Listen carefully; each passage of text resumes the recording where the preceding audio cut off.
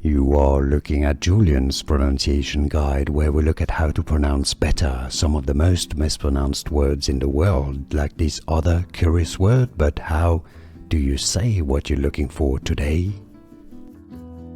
We are looking at how to pronounce these names, and we'll be looking at how to say more confusing names, including of Arabic origin that too many people mispronounce. Stay tuned to the channel to learn more. Masjid. Masjid.